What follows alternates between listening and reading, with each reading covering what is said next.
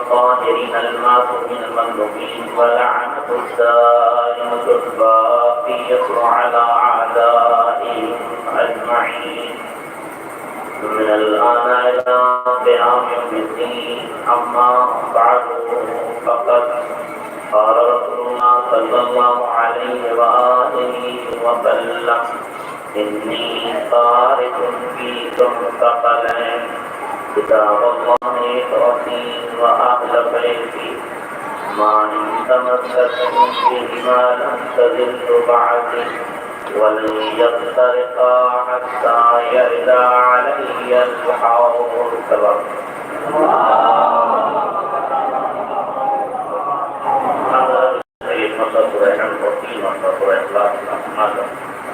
مروں سے اتنا آباد دے دی ان سے دعائیں رکھتے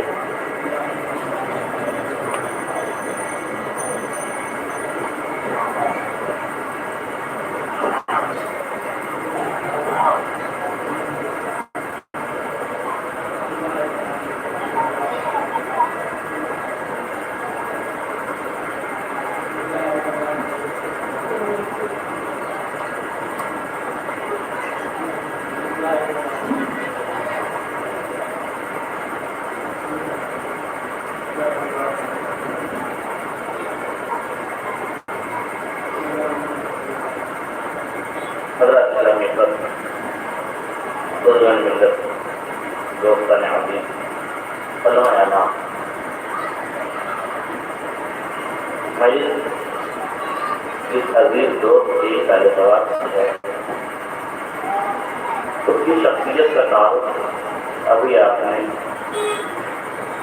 علماء اعلام کے بیان کی روشنی میں مظاہرہ کیا اور انتقال سے اب تک علاقے میں ضلع بہتر نگر میں خود ہم نے اس دہلی میں ٹی وی پر اور تارا گڑھ پر اور دیگر علاقوں ان کے پورے فاتحہ ان سے پڑھایا مجلس کا ثواب منسوخ کیا.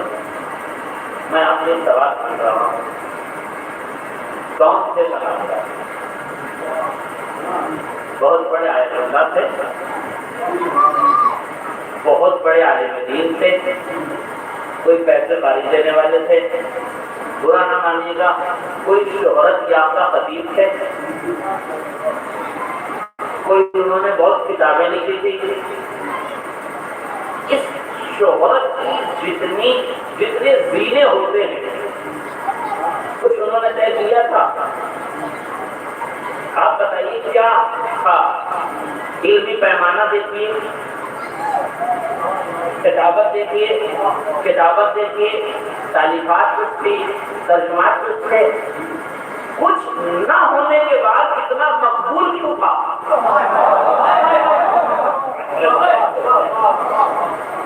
بھائی جس کی کتاب ہوتی ہے وہ مشہور ہوتا ہے, جو مشہور خطیب ہو اسے شہرت ملتی ہے, جو بہت بڑا آیت اللہ اسے شہرت ملتی ہے. جس کے پاس ظاہراً ان چیزوں میں سے کچھ نہ ہو پھر بھی وہ حق عزیز کیوں تھا؟ اس لیے کہ مبلغ تعلیم نہیں تھا, مخلص مبلغ تھا. میرے عزیزوں نہ علماء کی کمی ہے, نہ خطبہ کی کمی ہے, نہ اہل علم کی کمی ہے, نہ اہل فکر کی کمی ہے, مگر مانیے یا نہ مانیے کمی اگر کہیں ہے تو اخلاص.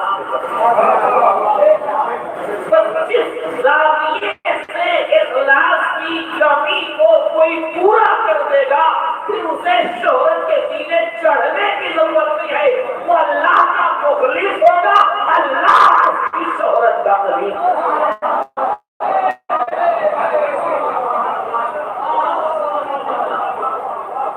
ہر دل میں محبت, ہر آنکھ میں اس کے لیے نم, ہر دوست اس کے لیے لب ہلائے تو حکم کے چلنا, تعریف و توفیق.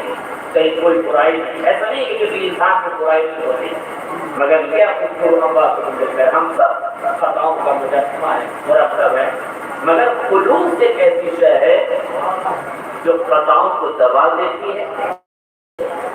مخلص انسان تھا. دیکھیے تبلیغ اور شوق تبلیغ یہ دونوں الگ الگ مسئلے ہیں. تبلیغ کرنا بھی آسان ہے اور شوق تبلیغ دل میں رکھنا بھی آسان ہے, مگر شوق تبلیغ کے ساتھ ساتھ دوسروں کی عزتوں کا خیال رکھنا, دوسروں کے مکمل طور سے ان کی عزتوں کا خاص لحاظ رکھنا, قوم کے لیے منبر تک جانے سے پہلے کردار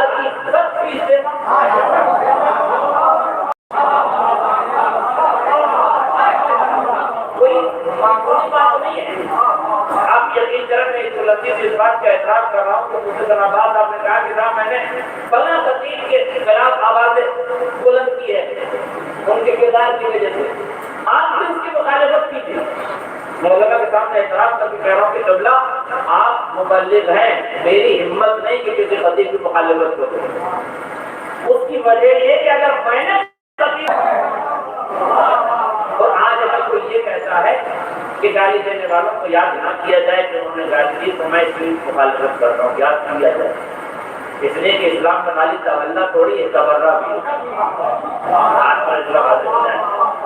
ابھی عباس اللہ خوبصورت جملہ تھا، انہوں نے کہا کردار یاد رکھا جاتا ہے، اچھا کردار ہو تو وہ بھی یاد رکھا جاتا ہے، برا کردار ہو تو وہ بھی یاد رکھا جاتا ہے۔ انہوں نے کہا تھا اچھا کردار ہو تو خیر سے یاد کیا جاتا ہے، برا کردار ہو تو شر سے یاد کیا جاتا ہے۔ اسی فرش ادا میں مجھے قدرت نے جملہ دیا کہ میں آپ سے کہہ سکوں کہ اچھا کردار ہو تو تولا کا عنوان بنتا ہے، برا کردار ہو تو تبرہ کا بھی بتائیے کہ جنہوں نے کہا کہ یہ کام ہوگا فائدہ کیا ہوگا؟ کیا فائدہ یہ ہوگا کہ پھر ایسی احمد اور لوگ ایسی حفاظتیں نہیں کریں گے، کسی میں اتنی ضرورت نہ ہوگی کہ کسی عالم کے خلاف لفظ گوشائی کر سکے، کسی مبلغ کے خلاف لفظ گوشائی کر سکے۔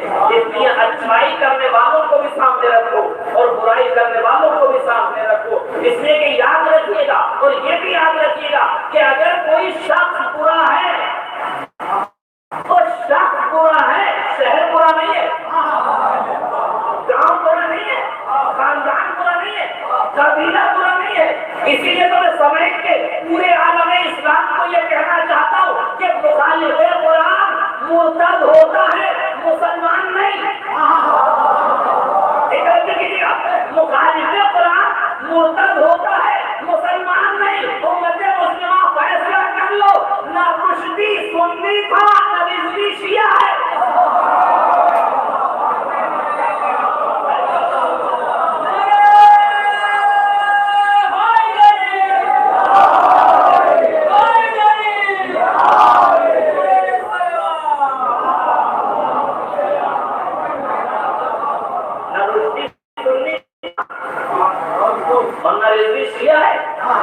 وہ بھی مخالف قرآن تھا، یہ بھی مخالف قرآن ہے، اور مخالف قرآن کم سے کم مسلمان نہیں ہو سکتا۔ اور یہ بھی نہ کہیے کہ آپ کا رشتے دار، اس لیے کہ شریعت میں، دین میں، اسلام میں اہمیت کردار کی ہے، رشتے کی نہیں۔ دیکھیے رشتہ تو دونوں میں تھا مگر کردار کے اعتبار سے تقسیم ہوئی۔ چچا تو ابو طالب بھی ہے اور ابو لہب بھی۔ ارے نبی کے چچا ہیں، ابو لہب بھی چچا ہے، ابو طالب بھی چچا ہے، مگر یہ تو دنیا جانتی ہے کہ ابو طالب صلوات اللہ علیہ اور ابو جہل لعنت اللہ علیہ۔ اس کا مطلب یہ کہ رشتوں سے عظمتیں نہیں بنتی، کردار سے عظمتیں بنتی۔ اور جب کردار ہو تو رشتہ ہو یا نہ ہو یاد کیا جاتا ہے۔ بھائی ضلع امبیڈکر سے سر عباس کا رشتہ کیا تھا؟ حیثیت رشتہ، بیٹا وہ بارہبنکی کا تھا، داماد لگا تھا۔ دونوں صورتوں میں ضلع امبیڈکر میں کیسے کیا تعلق تھا؟ آپ کے دلوں میں کیوں زندہ ہے؟ یہ الہ آباد والوں کے دل میں رہتا، یہ بارہبنکی والوں کے دل میں رہتا۔ کیا قبلہ دل میں رہنے کے لیے رشتے کی ضرورت نہیں ہے، کردار کی ضرورت ہے۔ دل میں رہنے کے لیے کردار کی ضرورت ہے۔ میں نے تاثرات میں جملہ کہا تھا تو بالکل وہ اس علاقے میں امام جمعہ جماعت کو، امام جمعہ یعنی تقدیم جمعہ، خطیب ایک حقیقت نما آئینہ ہوتا ہے۔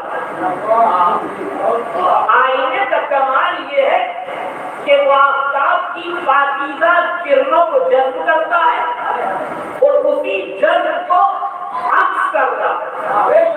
یعنی آئینے کا کمال انجذاب ہے انجذاب کے بعد انعکاس ہے، پہلے روشنی کو کشف کرتا ہے، پھر روشنی کو دوسری طرف پہنچا دیتا ہے، یہ کام ہے آئینے کا۔ یاد رکھیے گا، خطیب سماج میں حقیقت نما آئینہ ہوتا ہے، قرآن سے کشف کرتا ہے، احادیث سے کشف کرتا ہے، سیرت معصومین سے کشف کرتا ہے، جو کشف کرتا ہے وہی سماج پر وہ بتاتا ہے انتظار ہونے کا۔ اور آئینے کا کمال کیا ہے؟ دیکھیے، وہ انسان کی خوبیاں اور خامیاں دکھاتا ہے۔ آپ آئینے کے سامنے کھڑے ہو جائیے، آپ کے دادا کا آئینہ خریدا تھا، بڑا قیمتی آئینہ ہے، بڑا بے قیمت آئینہ ہے، آپ کا بہت محبت ہے، آپ کا ایک پہلے خانہ میں سے فرض ہو گیا ہے، مگر اس کے سامنے جائیے اور کہیے کہ جو مجھے پسند ہو وہ بتانا، جو میرے چہرے پہ گندگی لگی وہ مت دکھانا۔ تو کہے گا نہیں صاحب دکھاؤں گا تو میں وہی جو آپ کے چہرے پہ ہے، میرا جملہ واضح ہو جائے۔ اس کا مطلب یہ کہ آئینے کا کمال یہ ہے کہ اگر برائی اپنوں میں بھی ہے تو دکھاتا ہے، میرا جملہ واضح ہو جائے۔ ہاں، ایک دوسرا کمال یہ کہ جب تک دکھاؤں گا جب تک تو میرے سامنے ہے، آئینے سے ہٹے اس نے دکھانا بند کر دیا۔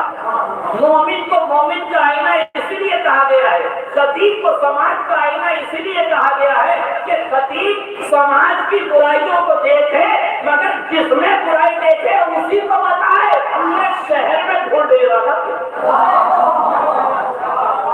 شہر میں ڈھونڈ رہا تھا، سامنے دکھا، پہلے اسی وقت بتایا، اس کے بعد سامنے دکھایا، اسی زمانے میں دکھایا۔ آپ کی تصویر دیکھی گئے آئینے یا اسی وقت بتائے، اس کا مطلب یہ ہے تو جب بھی قوم میں فساد کرتا ہوا اس نے قوم کو آئینہ دکھایا، اس نے اپنا آئینہ دکھایا اور یہ بتایا کہ اگر تم اس آئینے کو توڑ دو گے تو یہ مت سمجھنا کہ میں ٹوٹ کے بکھر جاؤں گا تو تمہیں کچھ دکھاؤں گا نہیں۔ تم جب مجھے توڑ کے بکھیر دو تو میرے ٹکڑوں کو زمین پر پڑا ہوا دیکھنا، تو پھر میری طرف دیکھنا۔ پہلے میں تمہیں ایک طرف سے زاویے سے تصویر دکھا رہا تھا، مجھے توڑ کے تو ہر زاویے سے تمہیں اپنی تصویر دکھاؤں گا۔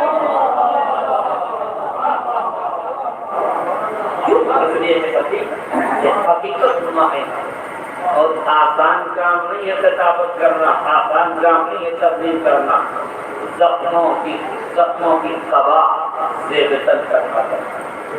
شہید صدر سے پوچھا کہ حضور آپ اتنے اعمال خیر کرتے ہیں، لوگ آپ کی مخالفت کرتے ہیں، لوگ آپ کو گالیاں دیتے ہیں۔ شہید صدر نے فرمایا اچھا ہے اگر لوگ گالیاں دیتے ہیں تو آپ پریشان نہ ہو، کم سے کم روز محشر ہمارے جسم پر گالیوں کے زخم کھلیں گے تو گلشن شہادت کی آبیاری تو ہوگا اور دنیا دیکھے گی تو صحیح جہاں کچھ نیک کیا تھا تبھی تو یہ زخم دیے گئے، تبھی تو یہ عمل کیا گیا۔ ایسا تھوڑی ہے کہ گالی اگر کوئی دے گا تو قبر میں بچھو بنے گا، وہ تو بچھو بنے گا جو دے گا، مگر جس کو دیا جائے گا اس کو کیا ہوگا؟ اس کے جسم پر ایک اثر ہوگا اور یہ اثر شفاعت کا سبب بنے گا۔ یہ یاد رکھیے گا، حالات کے تناظر میں خطیب نے جو اپنی ذمہ داریاں نبھائی، جتنی اسے ذمہ داری دی گئی ہوئی، اس لیے کہ ایک امام جمعہ کے بعد 11 کلومیٹر اپنی اسکوٹی چلا کے آنا یہ بہت آسان ہے پڑھ دینا، جملے پہ آپ کا واقع کہہ دینا، لمحہ مجھے پڑھنے میں لگے گا، لمحہ آپ کو سبحان اللہ کہنے میں لگے گا، مگر ذرا سوچیے گا کہ 11 کلومیٹر بائک سے وہی ٹویلر سے آنے میں کتنی دیر لگے گی؟ 22 کلومیٹر آ گیا، کیوں آ رہا؟ اور میرے یاد رکھیے گا کہ صاحب نے بڑا سندر سنا تھا، خالی تبلیغ نہیں کر سکے، یعنی ان کی حیثیت ایک کسان کی تھی کہ خالی بنجر زمینوں میں ایمان کے بیج بو کے چلے نہیں گئے تھے، بلکہ لمحہ بلمحہ کی آبیاری کرتے رہتے تھے، اسے علم کی روشنی سے اجاگر کرتے رہتے تھے، اس میں نشو و نما دیتے رہتے تھے. تبھی تو آج ایک بندہ کہہ رہا تھا کہ ان کے جانے کے بعد سب کچھ بکھر گیا. جیسے باغبان کے چلے جانے کے بعد باغ بکھر جاتا ہے، ویسے خطیب کے مبلغ کے چلے جانے کے بعد اگر دوسرے علماء اس ذمہ داری کو نہ لے تو باغ بکھر جائے گا. اس لیے ہر نسل کی ذمہ داری ہے کہ پیچھے رہ جانے والے ان پر عمل کریں تو آگے جانے والے چھوڑ کے چلے. یہ ضروری ہے. میں اس وقت آپ یقین کریں کہ فرون ثنا عباس کی ثنا کے منہ میں نہیں تھا، ان کی ثناگری کتابت کو نہیں دیتی. شاعری کے لحاظ سے، تاثرات کے لحاظ سے آپ تعریف کریں کوئی مسئلہ نہیں، لیکن جب آپ کتابت کی منزل میں آتے ہیں تو اوریج فریضہ بدعت عالم محمد ہوتا ہے. شخصیت کی تعریف نہیں ہوتی ہے. میں نے اسی لیے شخصیت کی تعریف نہیں، ان کے خلوص کی تعریف، ان کے عمل کی تعریف. وہ انسان مخلص تھا اپنے بے باک جو عطے اس کی زبان تھی. اور سب سے اہم موضوع جس کی طرف میں لانا چاہتا تھا آپ کرنٹ افیئر پہ بولنا اسے پسند. وہ کہتا تھا قبلہ بڑی بچے یہ سمجھ لیجیے کہ مجھ سے ان کی محبت ہی یہ تھی کہ میں اسے تو سب پڑھتے ہیں مگر آپ حالات حاضرہ کے تواضع اور آپ جتنی یقین کیجیے. میں ابھی اپنے آپ اعتراض کر رہا ہوں آپ کے سامنے کیمرے کے پہلے. جب سیتا پورنا مدرسہ کا قیام ہوا اس دوران انہوں نے کہا کہ آپ جب فصلیں کٹتے ہیں تو یہاں زکات لینے آ گئی. تو میں نے کہا زکات کون دے گا؟ تو کہا ہم ایک ترکیب کرتے ہیں، ایک مجلس رکھتے ہیں، خطیب آپ موضوع ان سے زکات تبرک میرا پڑھوائی آتی.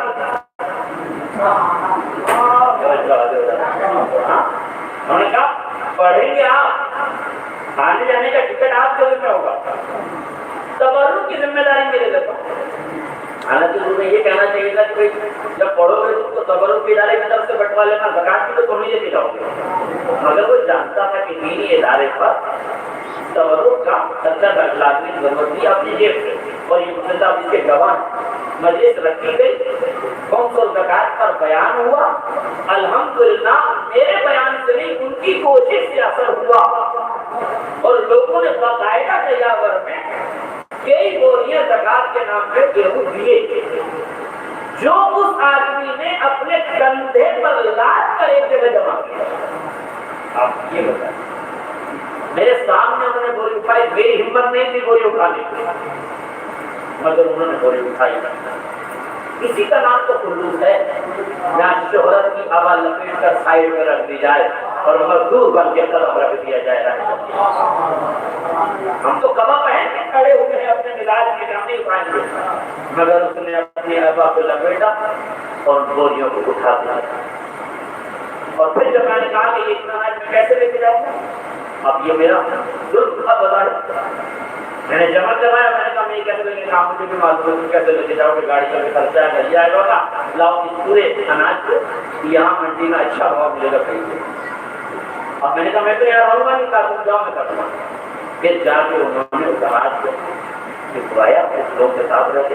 مجھے آپ ایمان سے بتائیے زکات وصول سب کرنے کے اور یہ علماء بیٹھے ہوئے ان کو معلوم ہے زکات وصول کرنے والے کا بھی ایک حق ہے عاملون میں. تو میں نے ان کو رسید دے کے یہ کہا تھا کہ عاملون کا حق ہے، اگر آپ چاہیں تو ادارے کی طرف سے اس میں سے حق التحمل لے سکتے ہیں. انہوں نے مسکرا کے کہا کہ خدا ابھی ایسے دن نہیں آئے کہ ہم زکات سے فرمان چھوڑیں.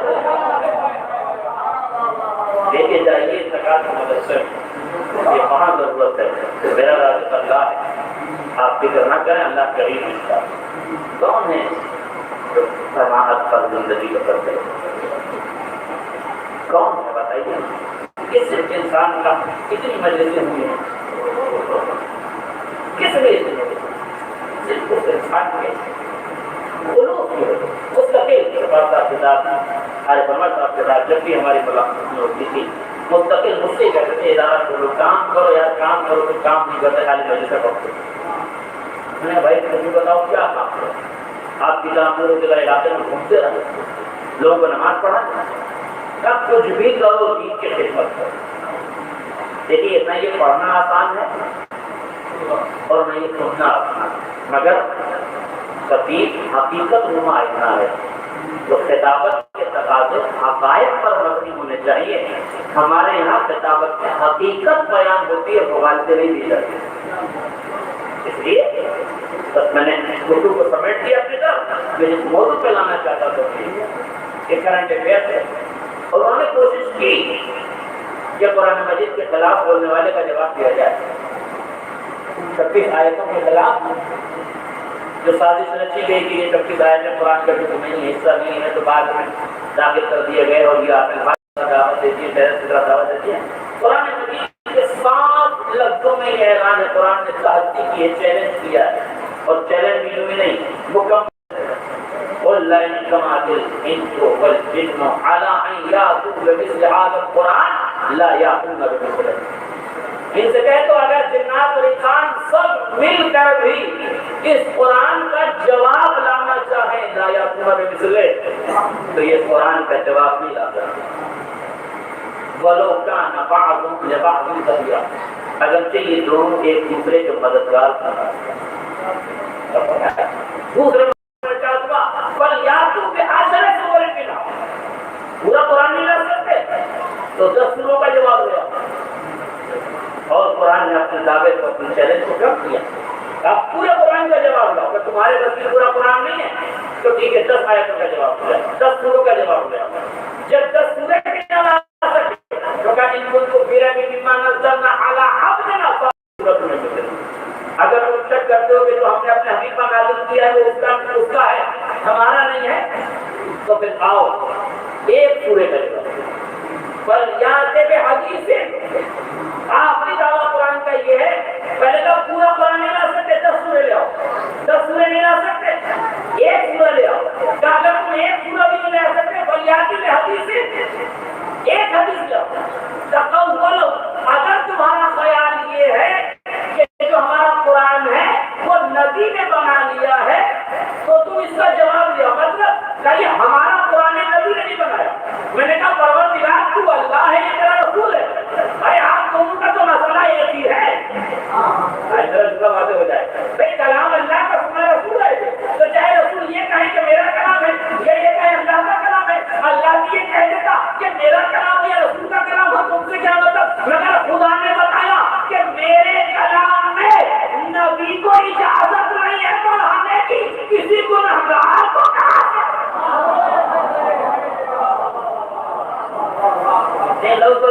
جب نبوت تو قرآن میں اضافے کی اجازت نہیں ہے تو معصیت دعووں کو کیسے ہو جائے گی؟ جب نبوت تو نہیں ہے تو حکومت کو کہاں سے ہو جائے گی؟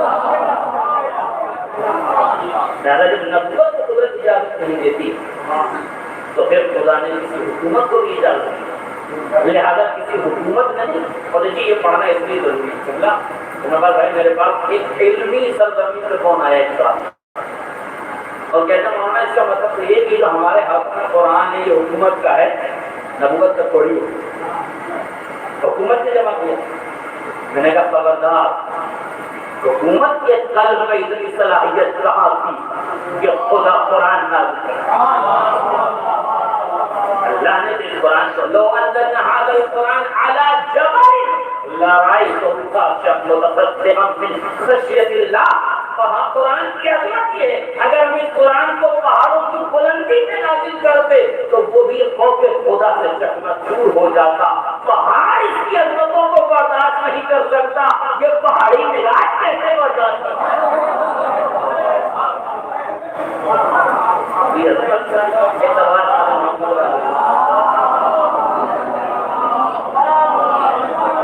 یہ پہاڑ پہ بھاگنے والے اس کے ذکر کو اس کی عظمت کو برداشت کر سکتے ہیں۔ میرے اس کا مطلب کیا ہے؟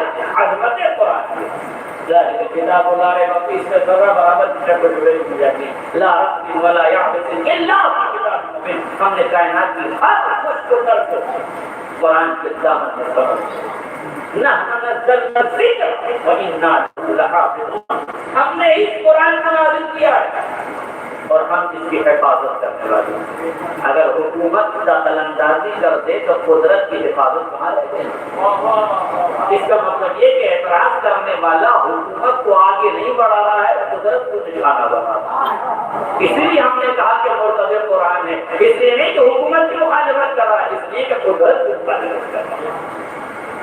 اور قوم کو بتانا ضروری ہے، لیکن ان سبھی رائٹوں میں خلاصہ کر رہا ہوں، موقع بھی نہیں ہے، وقت بھی نہیں ہے، اور بہت زیادہ وقت ہو چکا ہے، 3 بجے میں شروع ہوئی ہے، اس موقع میں بہت زیادہ پڑھنا مناسب مجھے نہیں لگتا۔ میں جلدی سے اپنی بات بچوں کے لیے سمجھتا ہوں، صرف بتانے کے لیے کہ جو قرآن کا ہمارے پاس جو قرآن ہے بین ایدینا، جو ہمارے پاس بین جب پتہ ہے نہیں جو قرآن ہمارے پاس الحمدللہ بسم اللہ تک موجود ہے، اس قرآن کے فریقین کا اتفاق ہے۔ اس کے علاوہ نہ شیعوں کے پاس کوئی قرآن ہے، نہ اس کے علاوہ علماء اہل سنت کے عوام کے پاس کوئی قرآن ہے۔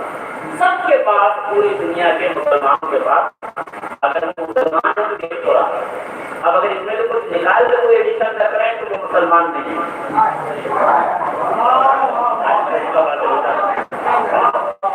وہ مسلمان نہیں۔ مسلمانوں کے پاس جو قرآن ہے تحریف کے قائل کلی طور پہ علماء نہ ہم قائل ہیں نہ برادران قائل ہیں، جو موجود ہے اس وقت یہ قرآن ہے۔ اب جو اکے دکے قائل ہیں ان کے اپنے نظریات ان سے ہمیں بحث نہیں ہے، ان لوگوں کے جو اکے دکے ہیں ان کا نظریہ دلیل نہیں کرتا۔ اس وقت متفق علیہ قرآن ہے وہ ہمارے سامنے ہے، معصومین نے جس پر اتفاق کیا ہے، ہمارے 11 اماموں نے 12 اماموں تک جس پر اتفاق ہو یہ قرآن، لہٰذا میں کوئی دوسرا قرآن ہمارے پاس۔ اب آئیے 26 آیتیں، وہ 26 آیتیں کون سی ہیں جو آتنکواد کی طرف جو انسانیت کے خلاف جو لوگوں کو آتنکواد کو بڑھا رہے ہیں؟ اس میں 12 آیتیں وہ ہیں جو جنگ کی دعوت دی، اس میں یہ ہے کہ مسلمان کافروں کے خلاف ایسا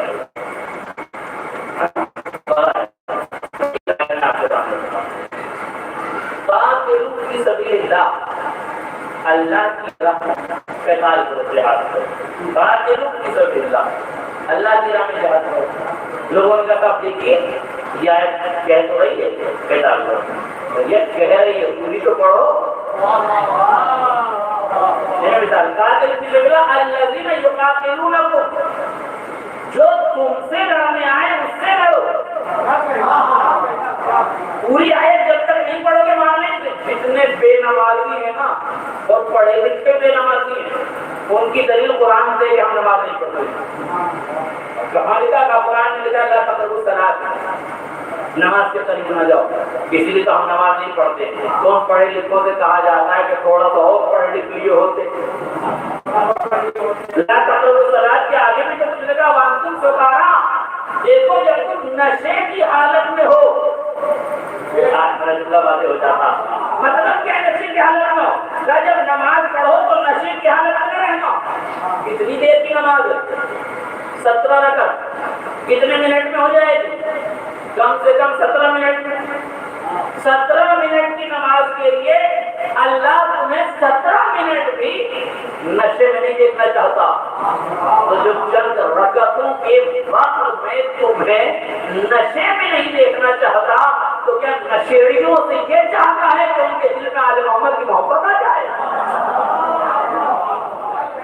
تو آل محمد کی محبت چرسیوں، افیمچیوں، نشیڑیوں کے لیے نہیں ہے، اہل عقل کے لیے ہے، اہل غیرت کے لیے، اہل شعور کے لیے۔ آدھی بات نہ پڑھیے، قاتلوا فی سبیل اللہ الذین یقاتلونکم، جو تم سے لڑنے آئے اس سے لڑو، یعنی اب ہر آدمی کو نہیں مارنا ہے، مگر جو تمہیں مارنے آئے اسے نہ چھوڑنا، اس لیے کہ جو تمہیں مارنے آئے اگر تم نے اسے چھوڑ دیا تو آج میرا جملہ واضح ہو جائے گا۔ دیکھیں یہاں تک تو بات سمجھنا کہ جو ہمیں مارنے آئے ہم اسے ماریں گے۔ قاتلوا فی سبیل اللہ الذین یقاتلونکم، اس کے بعد قرآن کہتا ہے وَلَا تَعْتَدُوا إِنَّ اللَّهَ لَا يُحِبُّ الْمُعْتَدِينَ، جب وہ خبردار جس تمہیں مارنے ہیں اسے مارنا، لیکن اعتداء نہ کرنا، اس نہیں کہ اللہ زیادتی کرنے والوں کو دوست۔ میرا سماج کیا کہتا ہے، میرا معاشرہ کیا کہتا ہے، میں آپ کی بات نہیں کرتا، میں سیدھے تارا گڑھ کی بات کرتا ہوں۔ ہمارے گاؤں کی بات یہ ہے، آپ ایک گالی کوئی دے تو اسے 4 دو، ایک تھپڑ کوئی مارے تو اسے 4 تھپڑ مارو، ایک لاٹھی کوئی مارے تو 4 لاٹھی مارو، ایک تلوار کوئی لے کے آئے تو 4 تلوار مارو۔ میں نے پوچھا کیوں کہ ہمارا سماج نہیں کہتا جو آپ کو ایک مارے اسے 2 مارو 4 مارو. میں نے کہا مگر قرآن تو منع کر رہا ہے. قرآن تو کہہ رہا ہے جتنا تمہیں مارا ہے اتنا ہی مارو. جتنا تمہیں اذیت کی, تمہیں 1 تھپڑ مارا ہے تمہیں 1 تھپڑ کی اجازت, تمہیں 1 لاٹھی ماری تو 1 لاٹھی کی اجازت. لاؤ تو صحیح کوئی ایسا تھی جو عداوت میں بھی عدالت کی تعلیم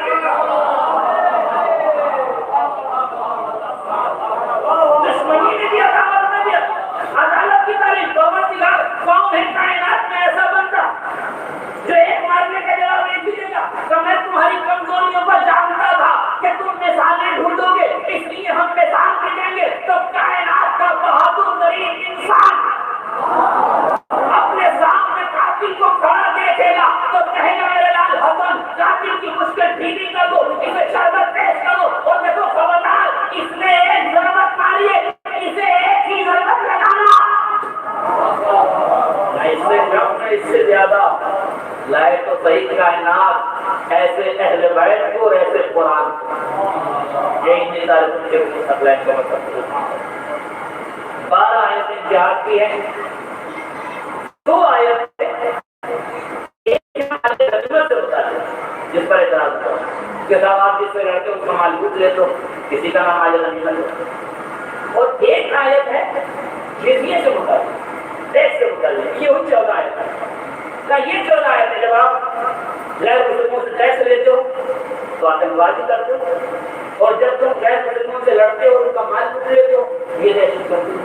ٹھیک دیکھیے مال غنیمت اسلام نے کلی طور پہ جنگ میں ہر مال کو مال غنیمت نہیں کہا, پہلی بات. دوسری بات یہ کہ یہ مال غنیمت بھی کب لاگو ہوا؟ ابتدائی جنگوں میں پیغمبر نے جس سے لڑائی ہوئی پیغمبر فاتح ہوئے, مقبوحین کو چھوڑ دیا, مگر مقبوحین کچھ ہی دنوں کے بعد تیار ہو کے پھر لڑنے آ جاتے تھے. کیوں؟ اس لیے کہ جب ان کے پاس مال ہوتا تھا تو واپس آ جاتے تھے. حکم پروردگار ہوا مقبوحین سے مال لے لو تاکہ جب ان کا اقتصادیات کمزور ہو جائے گا تو لڑنے کے لیے پھر سوچا کریں گے. اور میرے عزیزوں چاروں وید آپ رنگا لیجیے, یجروید, رگ وید, سام وید اور سمرمتی, چاروں کتابوں میں آپ کو مل جائے گا کہ ہر جگہ یہ لکھا ہوا ہے کہ اگر تم کسی سے لڑنے جاؤ اور کسی پر غالب آ جاؤ تو پھر تمہیں اختیار ہے کہ اس کے سارے مال کو اپنا بنا لو. تو جن کے گھر شیشے کے ہوتے ہیں وہ دوسروں کے گھروں میں پتھر نہیں اچھالا. یہ ہے مسئلہ مال غنیمت کا. میں ختم کر رہا ہوں, مطلب آگے سمیٹ رہا ہوں بات. دوسرا مسئلہ جزیہ کا ہے. جزیہ کا ٹیکس کتنا ہے؟ یہ ڈھنڈورا ہے کہ ٹیکس ہے. ٹیکس ہے یہ تو پتا کرو اسلام میں ٹیکس کتنا ہے. پورے سماج پر ٹیکس نہیں ہے. غریبوں کو جن کی کوئی آمدنی نہیں ان پر ٹیکس نہیں, بوڑھوں پر ٹیکس نہیں, یتیموں پر ٹیکس نہیں, بیواؤں پر ٹیکس نہیں, دھارمک لوگوں پر ٹیکس نہیں, اپاہجوں پر ٹیکس نہیں. اتنے لوگوں کو اسلام نے ان پر ٹیکس نہیں. کبھی ٹیکس ہے کس پر؟ کا 3 طبقوں کا. وہ جو کماتے ہیں اچھی پوزیشن میں نہیں ہے ان پر ٹیکس, جو میڈیم کلاس کے لوگ ہیں ان پر, اور جو دولت مند ہیں ان پر. اچھا کتنا ہے کہ جو غریب ہیں ان پر 12 درہم, جو متوسط طبقے کے ان پر 24 درہم, جو پیسے والے ہیں ان پر 48 درہم. 12 درہم ہوتے ہیں 3 تولہ چاندی. یہ ٹیکس کیوں ہے؟ آج کس ملک میں رہ رہے ہو سال بھر تک تمہاری حفاظت کی جائے. اس حفاظت کے ذمہ چونکہ مسلمان خمس دیتا ہے, زکات دیتا ہے, صدقہ دیتا ہے, خیرات دیتا ہے. غیر مسلم پر نہ زکات واجب ہے نہ خمس واجب ہے. سنا آپ نے, وہ دیتا ہے 20%, وہ دیتا ہے زکات, مگر غیر مسلم مسلمانوں میں رہتا ہے اور سال بھر اپنی حفاظت کے لیے 3 تولہ چاندی دیتا ہے. اب بتاؤ ہے دنیا میں کوئی ملک جو اپنے رہنے والوں سے 1 سال کا ٹیکس 3 تولہ چاندی دے؟ 3 تولہ چاندی کتنا ہوا؟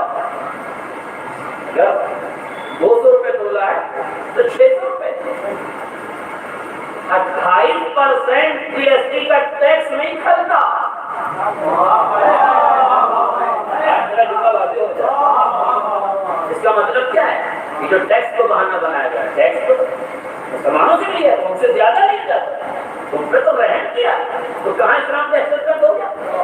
کہاں سے اسلام نے آتنکوادیت بڑھاوا دیا؟ تو 12 آیتیں اور 12 آیتیں سن لیجیے، 2 آیتیں میں نے آپ کے سامنے فائنل کر دیا، ایک جزیے سے متعلق اور ایک ٹیکس سے متعلق۔ 12 آیتیں جن میں جہاد کا حکم دیا گیا ہے، ان میں جہاد ابتدائی کا حکم نہیں ہے۔ جہاد کی 2 قسمیں، ایک جہاد ابتدائی، ایک جہاد دفاعی، یعنی آپ کسی پہ جا کے اٹیک کریں اور کوئی آپ پر اٹیک کرنے آئے تو آپ اس کا دفاع کرتے ہیں۔ دیکھیے جہاد ابتدائی میں بنیادی شرط ہمارے یہاں یہ ہے کہ اس میں معصوم ہونا چاہیے۔ معصوم کی شرط کیوں رکھی؟ معصوم کی شرط رکھی ہی اس لیے ہے کہ غلط طریقے سے جنگ نہ ہو۔ لہذا دفاع 12 آیتیں جو ہیں دفاع سے متعلق ہے۔ اگر کسی بھی قوم کو اپنا دفاع کرنے کی اجازت دینا دہشت گردی ہے تو پھر دنیا کا ہر وہ ملک دہشت گرد ہے جس کے نظام حکومت میں ڈیفنس سسٹم کا شعبہ ہے۔ جس میں بھی ڈیفنس سسٹم ہے شعبہ دفاع قائم ہو سکتے ہیں، اس لیے کہ آپ دفاع کو دہشت گردی اور معاف کیجیے گا، اگر آپ دفاع کو دہشت گردی کہہ دیں گے تو پھر وہ دہشت گرد جو چائنا سے آ کر ہندوستان کی بارڈر پر دہشت گردی کر رہے تھے، سوچ سمجھ کے بتاؤ کہ دہشت گرد کون ہوا؟ جس نے دفاع کیا وہ یا جس نے حملہ کیا وہ؟ ہو جاتا جو چائنا سے آ کے حملہ کر رہا تھا انڈیا کے بارڈر پر، وہ دہشت گرد کیوں؟ ہم تو دفاع کے لیے بیٹھے تھے۔ اور اب وقت نہیں کہ بارہ ایسا طرف جاؤ، خلاصہ کرتے ہوئے آپ سے کہہ رہا ہوں، جتنی جنگیں ہوئی ہیں اسلام میں، پیغمبر اسلام نے جتنی جنگیں، اکثر جنگیں بلکہ تقریباً ساری جنگیں مدینے کے آس پاس ہوئی ہیں۔ کیا مطلب ہے مدینے کے آس پاس ہوئی؟ اس کا مطلب یہ ہے کہ نبی کریم کسی سے لڑنے نہیں گئے، لوگ نبی کے گھر آئے حملہ کرنے کے لیے، لوگ نبی کے گھر آئے حملہ کرنے کے لیے۔ اگر امت دہشت گردوں کا فیصلہ کرنا چاہتی ہے تو کرو، نبی مدینے میں بیٹھے ہیں، دہشت گرد آ کے حملہ کر رہے ہیں، ابھی گھر میں بیٹھے ہیں، دہشت گرد آ کے حملہ کر رہے ہیں۔ دہشت گرد جو ہوتا ہے کہ جو جا کر کسی کے گھر پہ حملہ کرے، اور جب پیغمبر اسلام پر متعدد حملے اور حملوں کے بعد پیغمبر نے دفاع کیا، اور دفاعی پالیسی پیغمبر کی اتنی مضبوط رہی کہ 8 ہجری میں مکہ فتح ہو گیا۔ جب 8 ہجری میں مکہ فتح ہو گیا، پیغمبر نے مکہ فتح کر لیا تو اپنی پوری طاقت کے ساتھ مکے میں پہنچے تھے۔ آج تو دستور یہ ہے نا کہ جس کے پاس طاقت آ جاتی ہے وہ اقلیت کو دباتا ہے۔ یہ پیغمبر رحمت تھا کہ جب طاقت آئی تو گنہگاروں کو بھی معاف کر دیا۔ اور جن صحابہ نے کبھی تلوار نہ اٹھائی تھی، ان صحابہ کرام کو بھی اس وقت غصہ آیا جب نبی معاف کرنے لگے تو صحابہ نے ایک نعرہ دیا تھا، اليوم یوم الملحمہ، آج قتل و غارت بری کا دن ہے۔ پیغمبر نے کہا خاموش، آج یوم الملحمہ نہیں، اليوم یوم المرحمہ، آج قتل و غارت بری کا نہیں، رحمت کا دن۔ اور میرے عزیزوں، جب پیغمبر ایک کوشش جرا اشارہ کرتے ہیں کسی ہدایت سے اور جواب، پیغمبر اسلام کے مکے میں آئے فتح کر، پیغمبر کا پشتینی گھر کہاں تھا؟ مکے سے تو مدینے سے گئے تھے، تو پیغمبر کی جائیداد مکے میں تھی، پشتینی گھر مکے میں تھا، جہاں ماں کی مانگتا تھی وہ گھر مکہ تھا، جہاں باپ کی دادا کی آغوش تربیت میں پلے تھے، ساری یادیں کہاں کی تھی؟ مکے کی تھی نا۔ ابھی ایسا کہہ رہے تھے کہ مجھے مولانا کے لباس میں سے ایک لباس چاہیے جو میرے پاس رہے، کیوں؟ کہ یاد وابستہ رہے، تو یاد کی اہمیت ہوتی ہے کہ نہیں؟ تو نبی رحمت کا گھر ان کی یاد تھی کہ نہیں؟ جب نبی نے مکہ فتح کیا تو امت کے لوگوں نے کہا یا نبی اللہ چلیے آپ اب ہم اپنا گھر بھی لے لیں، مکہ تو لے ہی لیا ہے، وہ گھر جس پہ کفار مشرکین نے قبضہ کر لیا ہے، آئیے ہم اسے بھی چھین لیں امت سے۔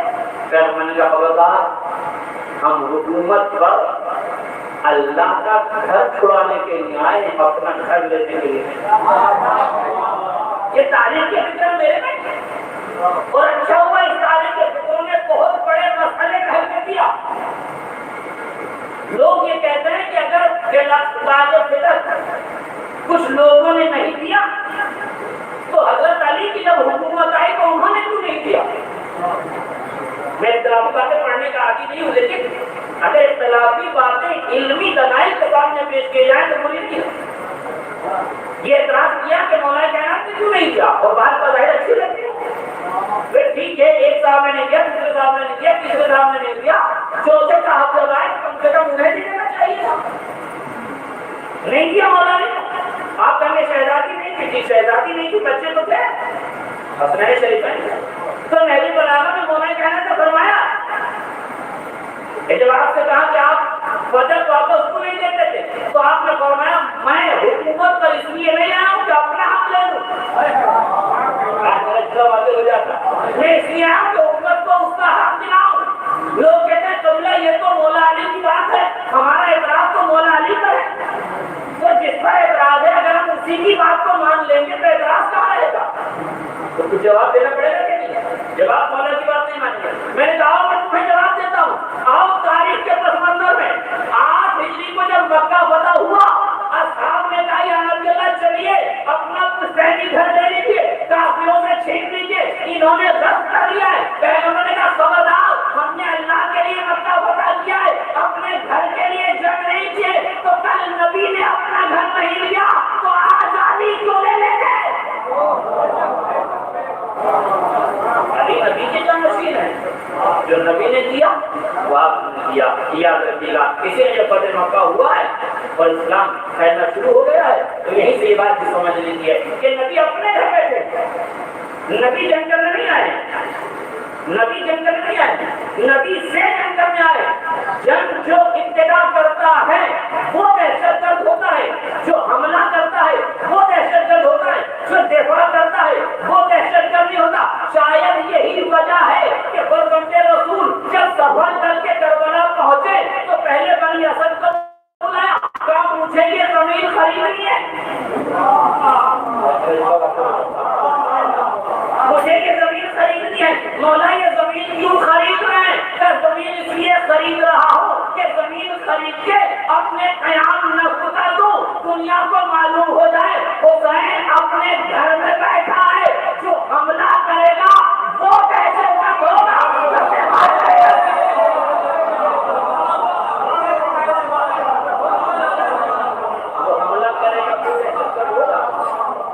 دفاع کرے گا وہ دہشت گرد نہیں۔ اور یہیں سے دونوں نظریے دنیا کے سامنے واضح ہو گئے، ایک وہ تھے جو خدا والے تھے، ایک وہ تھے جو خودی والے تھے، ایک وہ تھے جو اللہ والے تھے، ایک وہ تھے جو عوام والے تھے، ایک وہ تھے جو نبوت والے تھے، ایک وہ تھے جو حکومت والے تھے۔ دونوں نے اپنے اپنے نظریے کو بتایا۔ جسے حکومت سے انعام چاہیے تھا اس نے پہلا تیر مار کے کہا اے فوج گواہ رہنا، پہلا تیر میں مار رہا ہوں۔ جس کو حکومت سے چاہیے تھا اس نے فوج کو گواہ بنایا، مگر جسے آج خدا سے چاہیے تھا اس نے کہا پروردگار گواہ رہنا، سب سے پہلے اسے بھیج رہا ہوں جو سیرت میں، صورت میں، کردار میں، رفتار میں، گفتار میں تیرے نبی سے مشابہ تھا۔ خودی والے خود سے مانگ رہے تھے، خدا والا اللہ سے مانگ رہا۔ ایک سوال پڑھ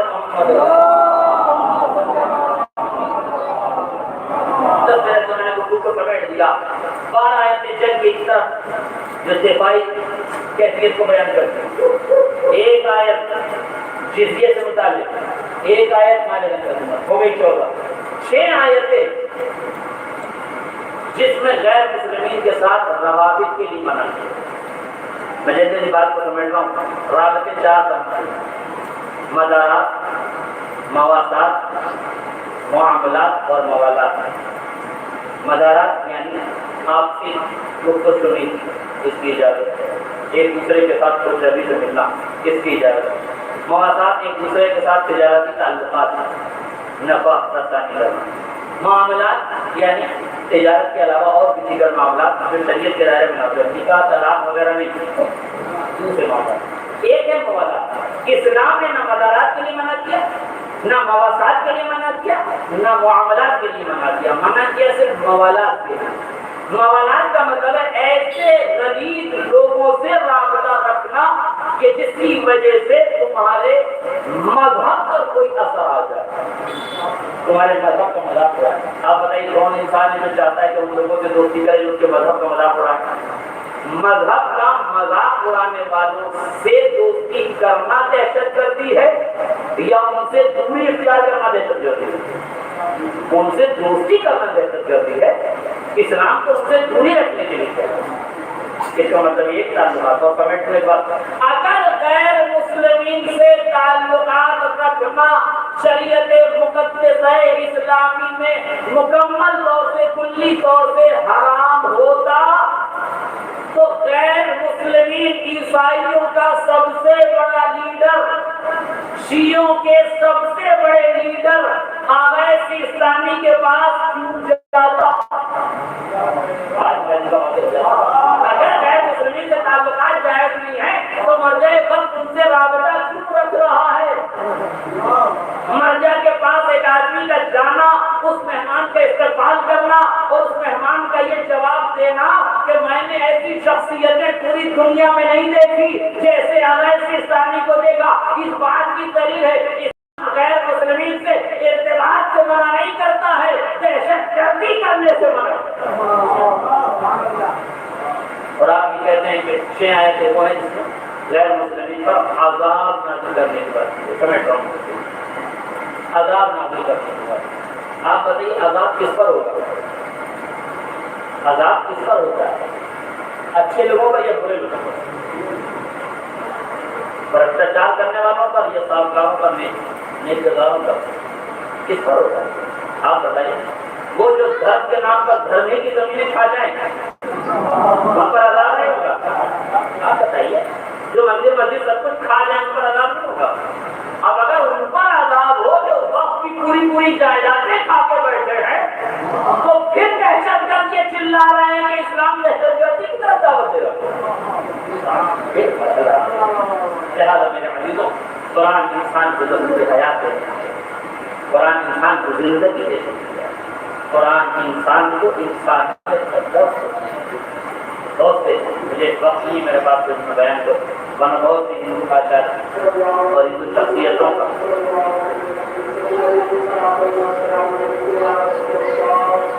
گزارش ہے کہ اس وقت استفادہ کرتے ہوئے 1 مرتبہ رہنا اور 3 مرتبہ اخلاق کا مگر مرحوم تمام بات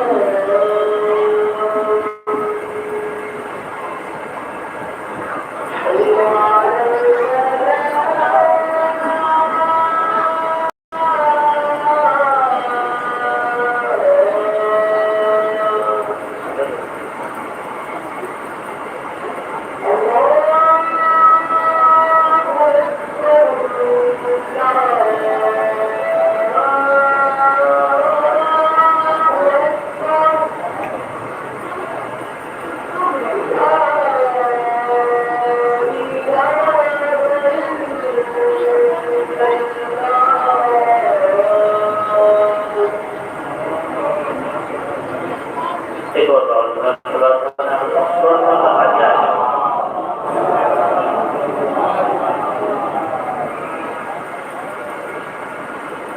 لہٰذا یہ قرآن میں آیات کے سلسلے میں ظاہر افطانی ہو رہی ہے، ضروری ہے کہ امت کو آگاہ کیا جائے اور یہی پریشہ ہوتا ہے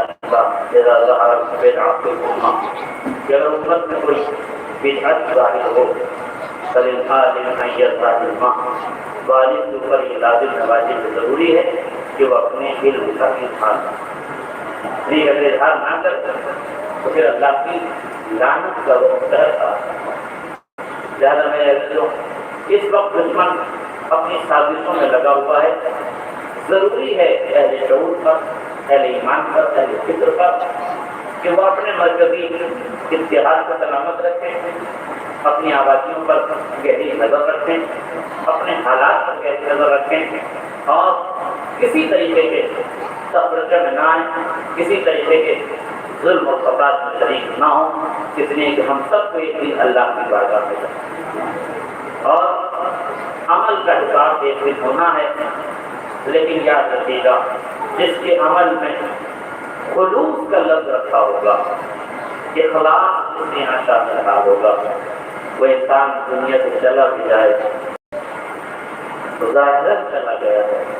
العلماء باقی بقی الصحابہ، علماء باقی رہیں گے جب تک زمانہ باقی رہے، اعیان مقبولہ خلوق موجودہ، آنکھیں اوجھل ہو گئی ہیں، بند ہو گئی ہیں، دل ابھی دکھنا اور ان کے دل تمہارے دلوں میں دھڑک رہے ہیں۔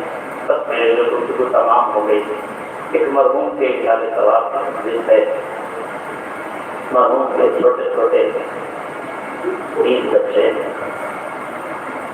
مرحوم کا انتقال عالم غربت میں ہوا،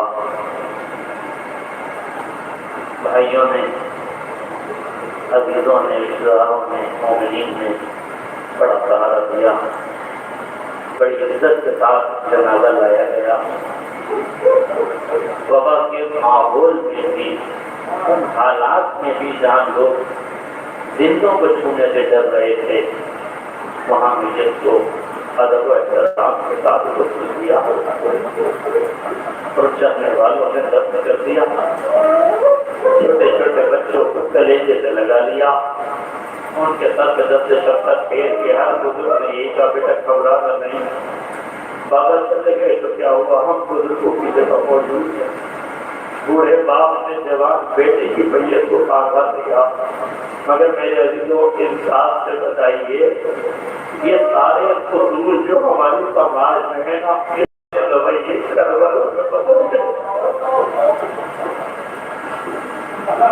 سکینہ تڑپتی رہ گئی، کاش کوئی آدمی یہ کہہ دیتا، سر پہ دست شفقت پھیرتا اور ہمیں یتیمی کی اس حالت میں ہمیں سہارا دیتا، مگر اللہ کوئی سہارا دینے نہ آیا، اور اگر آیا بھی کوئی ہے یتیموں کے پاس تو کسی نے تماشے مارے، کسی نے دامن میں آگ لگائی، کسی نے کانوں سے باندھا۔ آپ نے بڑی عزت سے جنازہ دفن کر دیا، مگر ہائے کائنات کی عزتوں والے امام کا جنازہ کربلا کے سبتے ہوئے دیکھدار میں جوان بیٹا باپ کی میت سے گزرتا ہے، جیسے پچیس میں لال ساری ہو جاتا ہے، شہزادی نے پوچھ دیا میرے لال سید سجاد جی کیا حالات دیکھ رہی ہو، سڑک کے تیرے سجاد ہمارے پوری اماں ظالموں نے اپنے جسم کشتے دفن کر دیے، ہاں میرے بابا سے چلا تھا آخر دور میں جزاک اللہ خیر۔ ایک نوجوان عالم دین کی کتاب سوال جسے مولانا نے باقیہ کو مومن انتفاق کر کے سلام رکھے آباد رکھے، خدا ان کو ان کی محبتوں کا اجر ضرور دے گا، مگر آؤ میرے عزیزوں ایک جوان کی میت ہوئی تھی نا، تو آؤ بوڑھے باپ کے دل میں جوان کا داغ کیا کیا ہوتا ہے میں بتاؤں تو خیر کا ایک کھڑیل جوان لال ہے وہ کھڑیل جوان لال جب میدان میں جا رہا ہے روایت کہتی ہے علی اکبر گھوڑے پر سوار ہیں تو حسین نے سوار کر کے رخصت کر دیا لیکن پھر بھی بوڑھا باپ دھیرے دھیرے ہتھے کا سہارا لے کے تلوار کا سہارا لے کے دھیرے دھیرے پیچھے آ رہا ہے مطلب جوان بیٹے نے دیکھا کسی کے آنے کی آہٹ محسوس ہو رہی ہے اب جب مڑ کے دیکھا تو کیا دیکھا بوڑھا باپ تلوار کا سہارا لے کے آگے بڑھ رہا ہے تہذیب آل محمد کا پروردہ علی اکبر گھوڑے سے زمین پر آیا بابا کی قدموں میں ہاتھ بابا کی خدمت میں پہنچا ہاتھوں کو جوڑنے کا بابا آپ کو مجھے رخصت کر چکے دادی کے امام نے فرمایا میرے لال علی اکبر تمہیں کیا معلوم بوڑھے باپ کی کیا گزرتی ہے جب اس کا جوان سب سے جگر میدان جہاد میں پہنچتا ہے علی اکبر میدان جہاد میں پہنچے بس میں نے مختصر کر دی دعا کو علی اکبر میدان جہاد میں پہنچے ہیں وہ رنگ کیا جس کی مثیل و نظیر نہیں ملتی مگر تاریخ کہتی ہے ایک برچی کا پھل آ کے علی اکبر کے جگر میں لگا مقاتل میں لکھا ہے مقاتل میں ملتا ہے کہ اس برچی کا وزن اتنا زیادہ تھا اس کی شدت اتنی زیادہ تھی کہ خالی علی اکبر کے سینے میں پیوست نہیں ہوا بلکہ سینے کی ہڈیوں کو توڑتا ہوا جگر میں پیوست ہو گیا یہ کربلا کا پہلا شہید تھا زندگی میں جس کی سینے کی ہڈیاں ٹوٹ چکی تھی مقاتل میں ہڈیوں کے ٹوٹنے کے لیے رضا کا لفظ استعمال صرف 3 جگہ ہوا ہے یا 18 برس کے علی اکبر کے لیے یا 18 برس کی فاطمہ کے لیے یا 57 برس کے بوڑھے حسین کے لیے ارے زندگی میں جس کی ہڈیاں اور تسلیاں ٹوٹی وہ کربلا میں علی اکبر ہے مدینے میں فاطمہ زہرا ہے مگر کربلا میں حسین کی شہادت کے بعد جب بھاری بھرکم گھوڑے دوڑائے گئے حسین کے جسم کی ہڈیوں کا چورا ہو گیا وہی منظر سید سجاد نے دیکھا پیمانہ صبر چھلکنے لگا ارے سجاد کیسے صبر کر رہے اس لیے کہ خالی بابا کا لاشا نہیں دیکھا بلکہ ٹوٹی ہوئی ہڈیاں دیکھ لی جسم کو پامال دیکھ لیا لو ازادارو ادھر علی اکبر کے سینے میں برچی کا پھل لگا ادھر علی اکبر دین سے زمین پر آئے اس مرتبہ جناب علی اکبر نے آواز دیا علیکم منی سلام بابا میرا سلام پھر قبول کیجیے ادھر حسین نے مرضیہ پڑھا یا دنیا علی الدنیا بعدک اللہ اے علی اکبر تیرے بعد زندگانی دنیا بخاب ہو اے علی اکبر حسین کو آواز دو کربلا قبر نظر نہیں آتا حسین یا علی علی کہتے ہوئے لاش اکبر پہ پہنچے علی اکبر نے سینے پہ ہاتھ رکھا حسین نے پوچھا میرے لال کیا بات ہے کہا بابا نے دیکھی علی سینے میں درائی ہے درد سے بے چین ہو حسین نے آستین کو الٹا اب جو برچی کا پھل نکالا علی اکبر کی روح قبر سے ان کو دے دیا اللہ عثمان بن رضن رقبہ یدی وقتیم لأمر یوتیال الذین ظلموا حیلکم خلقین خلقوں ربنا تقبل منا انک انت السمیع العلیم کریم پروردگار ہونے والی آواز کو رحمت کے نام کریم پروردگار مجلس کا دعا مردم کے نام عامت نظر فرما کریم ہماری واسطہ محمد علیہ محمد کا پسندگان کو صبر جمیل ہے فرما بالخصوص والدین محترمین سپاہی میں اور بچوں کو صبر جمیل ہے فرما کریم پروردگار عزتی مومنین کے مرحوم دلنے سے صبر جمیل عطا فرما کریم پروردگار مومنین کے عزت پہ مرحوم کی جانے سے قبول فرما کریم پروردگار واسطہ محمد علیہ محمد کا اس مجلس ادا کا ثواب مرحوم کے نام اعمال میں درج فرما کریم پروردگار مسجد کو وسیلہ قرار دے اس کے گناہ کبیرہ و صغیرہ سے مغفرت کے لیے کریم پروردگار مجالس ادا کو ان کے درجات کی بلندی کا سبب قرار دے ان مجالس ادا کو ان کے لیے شفاعت قرار دے کریم پروردگار سے پریشانی کو دور فرما، جو مقروض ہیں ان کے قرض کو ادا فرما، کریم مالک بات کا محمد و آل محمد کا اس منحوس وائرس کرونا کا خاتمہ فرما، اہل ایمان کی حفاظت فرما، کریم پروردگار ملک عزیز پر رحمت نازل فرما، دشمنان عذاب نابود فرما، جنت البقیع میں عالی شان روضہ تعمیر فرما، کریم مالک اور امتحان نہ دے گزرا امام زمانہ کے ظہور میں تعجیل فرما، اور ہمارے تعالی آخرت دارے کے مطلب سے ہم پٹی مطلب پر اخلاق کا ماتا مرحوم مجدد علیہ جناب مولانا ثنا عباس زیدی ابن زہیر عباس سے